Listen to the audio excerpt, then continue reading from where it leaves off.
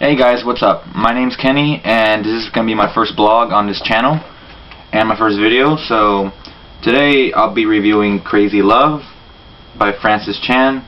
Francis Chan is, he was the pastor of Cornerstone Church in Simi Valley, California, but he's no longer the pastor of that church, and he now travels a lot he doesn't travel, he's in San Francisco, and he travels around the San Francisco area helping other churches and pastors with projects and stuff like that. So he's not in a certain church right now, but he used to be part of that church. So if you knew who he was or used to go to that church, then that's pretty cool. But anyway, he wrote this book, Crazy Love, which is basically talking about, well, it's called Crazy Love, Overwhelmed by a Relentless God.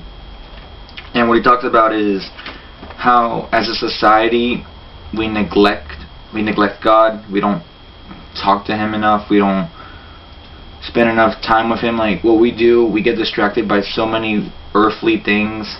We get distracted by, ooh, I gotta post this on Facebook. Ooh, look at that video. Oh, let's go play that video game, or just whatever. The most random stuff we get distracted by, and we don't show any love for God. What he discusses how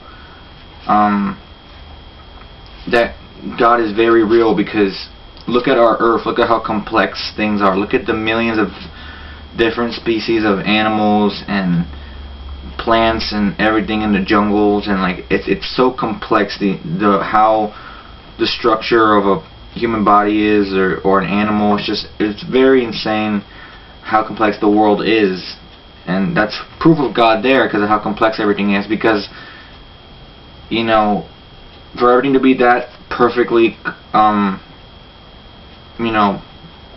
complex, and the fact that our planet has life on it and it's in the right position in space for it to have life on it, that's proof right there that there's a God that who designed all this. And so after that, he pretty much talks about in the second chapter about how prayer is important, how worship's important, how basically in our American society, especially in the churches, in the American churches, the majority of Christians are lukewarm Christians, which are Christians that they go to church, they sing a couple songs, and they leave. They go to church 40 minutes on Sunday, and then that's it. Then they come back the next Sunday, do it again. They're like, okay. And then the rest of the week they're just living different lives. Some people can be very hypocritical with that, where they'll go to church just to look good, and then the rest of the week they live out a different life. He explains how 40 minutes of church is not enough to sustain you for the whole week, with all the alternative messages and all the different things you'll be hearing from people and different encounters that you'll have during the week, because you don't know what's going to happen during the week. You can get shot. I know it's kind of grim, but he talks about how you could die at any moment. He talks about how when he would go up on stage to talk about God to people, that he could die after he's done talking.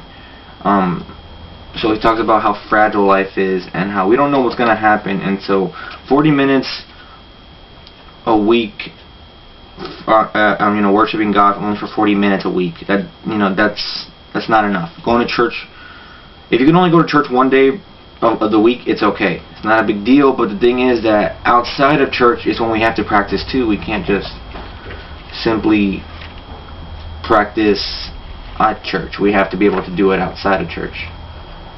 And so what he speaks about in that chapter is how in American society, a lot of us are like, oh, we get inspired by these stories of people who do amazing things for community, all for God, and they give things up, their house, their money, etc.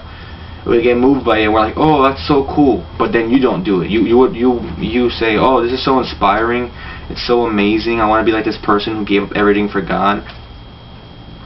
But we don't. And we're like, oh, no, I'm not giving this up for God. I'm not doing this for God. That's too much. It's a little bit too hardcore for me. The thing with that is that the Bible says not to care what man thinks, not to care about material possessions or money, and that we're supposed to be humble and give out to the poor and be nice to the poor, the lame, the weak, the sick. And basically that's pretty much how our society is, where we aren't willing to do anything for God, where we're just like we're selfish. As human beings, we're selfish, and He knows that, and that's why the importance of reading the Bible and going to church as much as possible, or just praying. You know, even though we have our busy lives, you always have to make time for God first, because He's the one that's pretty much kind of, you know, provides with what we need every day. And so he says how when you're in love with God, you do some of the craziest things. You know, crazy love. It's called crazy love for a reason, because things that some people have done for God seems crazy to other people, so it's a crazy form of love. And like, for example, Pastor Francis Chan.The, he explains how his wife's grandma Clara would pray for like hours next to her bed, and when she didn't pray for hours next to her bed, she would feel like, oh, I don't want to be somewhere else, I want to be next to my bed praying instead. And just by looking at her bed, she would cry, because she knows that by spending those couple moments at the bed praying, that she gets so much joy.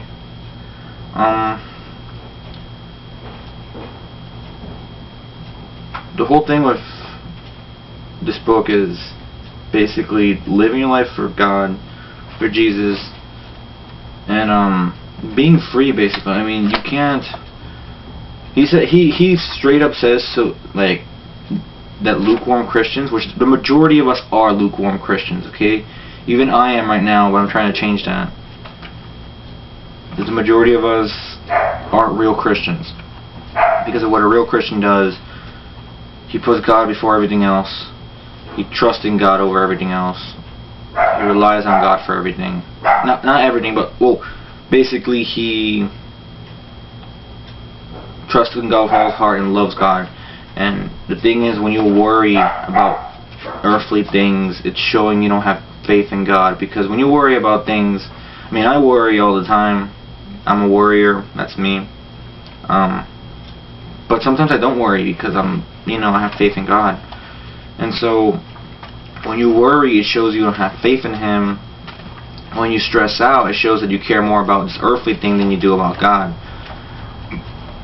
Don't get me wrong, it's okay to be stressed out sometimes and worry, but what do you do when you worry? You start trying to find your own solutions, but sometimes you need to talk to God, because, well, you need to talk to Him whenever you have a problem, even if it's a small problem. You need to talk to Him, because He's waiting for you to talk to Him. That's the reason you pray, to talk to Him. And if you don't, then nothing's going to happen. And when you pray to Him, you have to have faith, because if you don't, nothing's really going to happen. If you pray like, oh, I want this new job, and you think you're not going to get the new job, that's not having faith in Him. He talks about several people who are not obsessed, but no, what he talks about is obsessed people, which is and by obsessed, okay, you have your Christians that are really, really obsessed, and you're just like, okay, this person's crazy. That one really crazy religious lady down the street. That's what our society thinks. But there are those that are obsessed, but in a good way, where they can still enjoy life, but they constantly think about God. They constantly think about heaven, eternity. They don't care about what happens to them, as long as they can give out to others their money, their comfort. They don't care if they're not comfortable, as long as they're helping others. And they go to church without complaining. They go to church without thinking it's a burden. So they tend to do that a lot, and I like what he talks about in this. And then he's asking, who really one of the last chapters says, who really lives that way?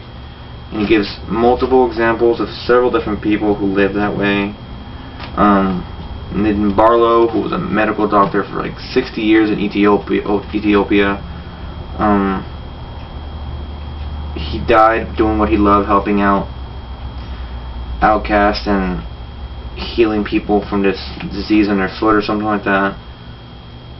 This one girl named Jamie Lang, who flew all the way to Tanzania and ended up adopting a little baby there whose mom had died from AIDS, and she ends up moving there, and now she pretty much lives there with her family. She goes back to the States, gets married, and goes back to Tanzania.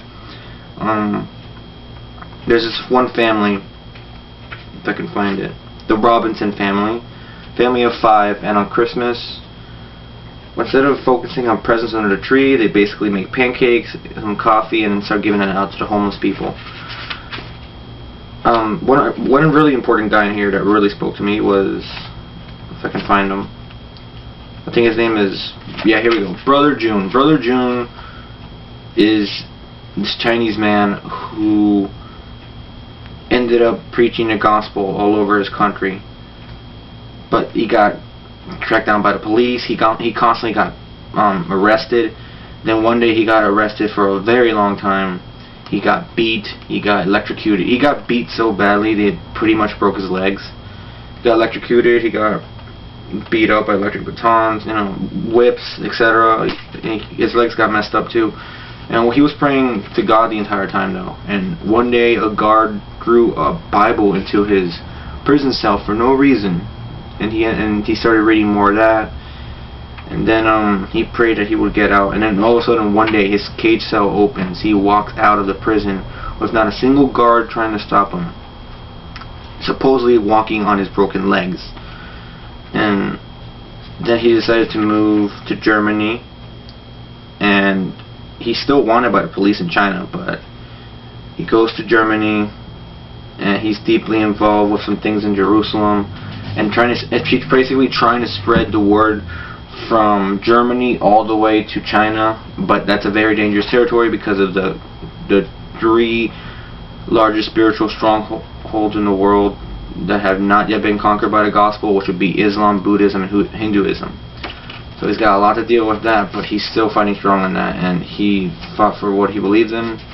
So basically, I'm pretty much telling most of the book right now, but if you're having trouble with your faith right now, and you just really want something to read that's, like, it doesn't matter if you're new to being a Christian or if you're an experienced Christian, you can read this and it'll probably change you, because it's changed me, and I'm trying to do more for God as this week and the next couple weeks. I'm even going to start doing my own Bible study and a bunch of stuff, so definitely check this out if you can.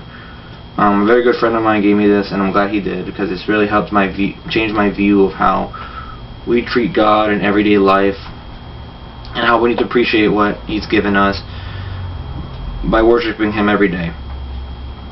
And don't think of it as obsessed, but as in love with God. That's pretty much what I have to say about this book. Very good. There's the pastor right there, Francis Chan. I'd like to meet this guy one day. I wanted to call the church he was at, but he's not there anymore, like I said. So anyways, awesome book, Crazy Love by Francis Chan. Check it out. Look for it in the religious section at Barnes & Noble, wherever you might find it. Buy it on Nook, whatever you feel like. Check it out. Really helps build your faith, and keep on reading the Bible, guys. See you later.